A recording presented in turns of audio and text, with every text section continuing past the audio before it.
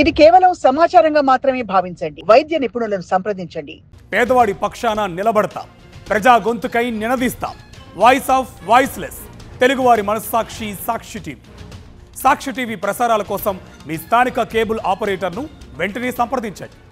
Age పెరిగే కొలది అరే మాకు వయసు పెరిగిపోతుందని అదొక స్ట్రెస్ అంటది. అసలు ఏజ్ ఎందుకు పెరుగుతుందండి? మనం ఎప్పుడు ఎంగే.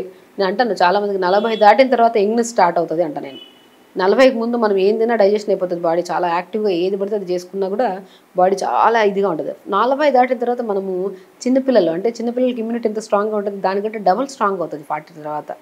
దాన్ని మనం ఎలా బిల్డ్ చేసుకోవాలి? అసలు వయసుతో అసలు ఎప్పుడు ఏజ్ గురించి ఆలోచించొద్దు.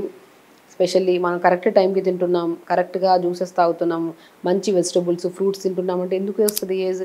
అసలు ఏజే కనపడదు. అండ్ సెకండ్ థింగ్ ఏంటంటే బరువు పెరిగిపోతున్నాం అని అదొక స్ట్రెస్. ఎందుకు పెరుగుతాం?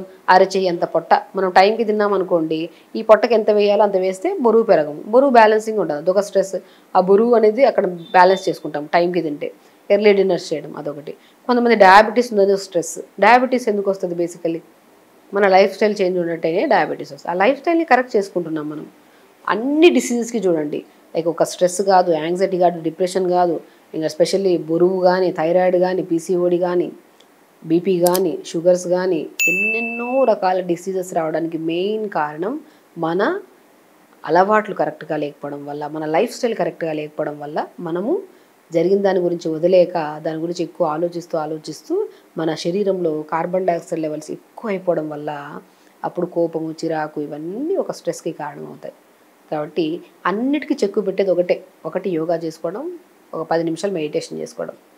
దానివల్ల మనం ఏకాగ్రతగా ఉంటామండి. మనం చేసే పని మీద, మనం చూసే చూపు మీద, తింటున్నప్పుడు కూడా కొద్ది కాన్షియస్గా ఉండాలి. చాలామంది వాష్రూమ్స్కి మొబైల్ తీసుకెళ్ళిపోతారు, అక్కడి నుంచే స్టార్ట్ అవుతుంది స్ట్రెస్. పొద్దున్నే స్టార్ట్ అయ్యేది స్ట్రెస్తో స్టార్ట్ అవుతుంది డే. లేట్గా లెగుస్తాం కదా, హరీ బరీ స్ట్రెస్. తినడం సరిగా తినము స్ట్రెస్.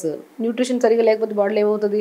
ఆటోమేటిక్గా డెఫిషియన్సీస్ వస్తాయి, దానివల్ల నొప్పులు వస్తాయి. ఎందుకు నొప్పులు వస్తున్నాయన్న ఆలోచనల వల్లే మనకి ఈ స్ట్రెస్, డిప్రెషన్స్ వస్తాయి. కాబట్టి స్ట్రెస్ అని ఒక వర్డ్ ఉందన్న విషయం కూడా మనం మర్చిపోయి అసలు డిప్రెషన్, స్ట్రెస్, యాంగ్జైటీలు అనేవి ఉండవు, డెఫినెట్గా ఉండవు. ఒకటి మనం కరెక్ట్ లైఫ్ స్టైల్ మెయింటైన్ చేసుకుంటూ ఉంటే. చాలామంది పర్ఫెక్ట్ ఉండే వాళ్ళకి స్ట్రెస్ అంటే ఏంటంటే మాకు తెలియదు అసలు స్ట్రెస్ అంటే ఏంటని అంటుంటారు చాలామంది. బికాజ్ వాళ్ళు మైండ్ఫుల్గా ఉంటారు, ఎక్కువ టెన్షన్స్ తీసుకోరు, హ్యాపీగా ఉండాలి. ఒకటే లైఫ్ మనకి. ఎంత హ్యాపీగా ఉంటే అంత హ్యాపీ హార్మోన్ రిలీజ్ అవుతుంది. ఎంత హ్యాపీ హార్మోన్ రిలీజ్ అయితే అన్ని డిసీజెస్ మనకి రావు.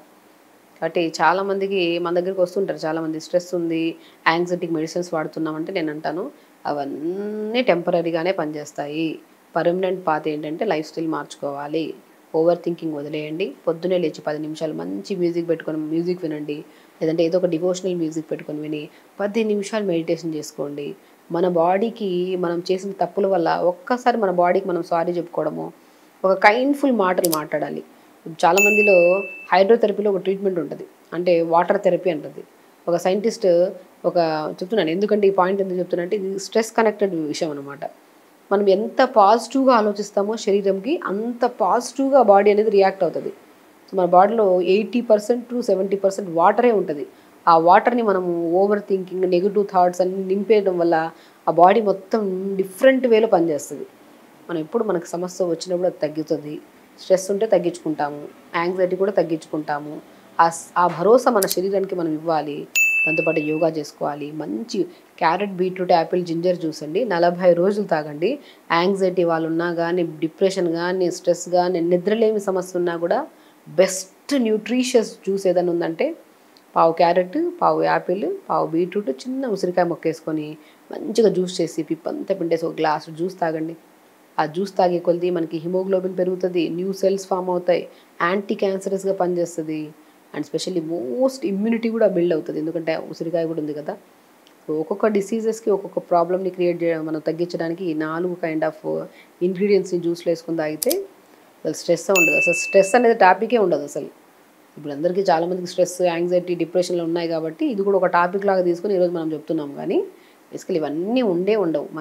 మనం కరెక్ట్గా ఉండి మనం పర్ఫెక్ట్గా ఉంటే మనకి వర్క్ టైంకి అయిపోతుంది, టైంకి పడుకుంటాం, టైంకి తింటాం, శరీరం హెల్తీగా ఉంటుంది. అప్పుడు మనకి ఎప్పుడు హ్యాపీ హార్మోనే ఉంటుంది బాడీలో. అప్పుడు స్ట్రెస్ ఎందుకు, డిప్రెషన్ ఎందుకు? కాబట్టి ఇవన్నీ ఆలోచించి పక్కన పెట్టేసేయండి. దేనికి ఏదైనా సరే టెంపరీగానే పనిచేస్తుంది. ఒకటి లైఫ్ స్టైల్ మార్చుకొని ప్రాపర్గా యోగా చేయడం స్టార్ట్ చేయండి, ఈ కంప్లైంట్సే ఉండవు, మనకి హెల్తీగా ఉండొచ్చు, హ్యాపీగా ఉండొచ్చు.